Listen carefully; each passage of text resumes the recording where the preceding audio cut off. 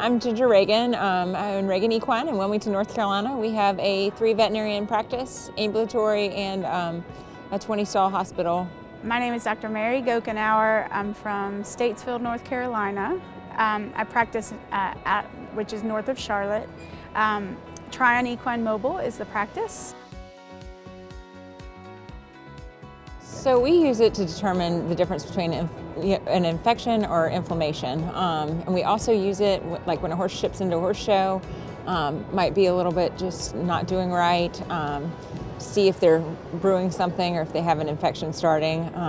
We also use it to monitor horses when they're in the clinic, if they have a high SAA, kind of to note when it starts going back down, if they're responding to antibiotics or treatment, and how they're doing. So we use it as a monitoring device as well as just determining if it's infection versus inflammation in the field. A lot of times, especially on a febrile horse of unknown origin, I'll go out and I'll start my Stablelab test. I introduce it first to the client so I can utilize those 8 minutes to do the rest of my exam and physical so that I don't waste time. Yeah. So I give my spiel about the SAA, kind of first to utilize the time, and I love it because it's real time monitor to therapy too. My clients love it. Mine do too. They start asking for it now. Yeah. So it's been a great addition to our practice.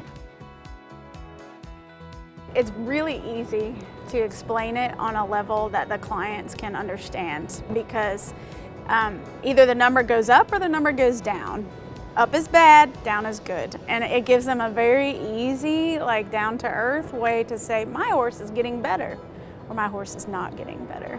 So yeah. I like that. I like that about it too. It's interesting when they're in the hospital, lots of times the client will ask, well, what did his SAA do today? What's his number? They might not even know that it's SAA all the time, but they definitely know what did his number do today. Yeah, did it go up? Did it go down? What happened? Yeah. So for me, I tell them, hey, this is one more piece of the puzzle. It's going to help us determine how to treat the horse, whether we're going to put it on antimicrobials or not. And also it's going to give us an indicator to, basically track the horse and see how it's doing for a response to antimicrobials. But I just explained to them it's an inflammatory marker. It goes up typically, faster. It's a better indicator. And we also typically run a CBC chemistry as well on a lot of the patients, but it is real time right there in the field. I can get answers and, if I need to leave antibiotics, whatever I need to do, and then move on with the day. And then, they might get CBC results back the next day. Yeah. So. And I've found that, my veterinary client-patient relationship is very strong with the majority of my clients.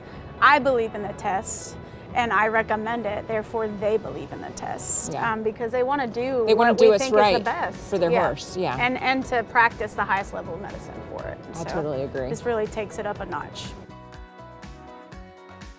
Yeah, our technicians run them all the time. Yeah. You can show them how to do it in 2 seconds and it's no big deal, and they do it all the time without even a thought. So it's pretty hard to mess up, I think. That's the cool thing.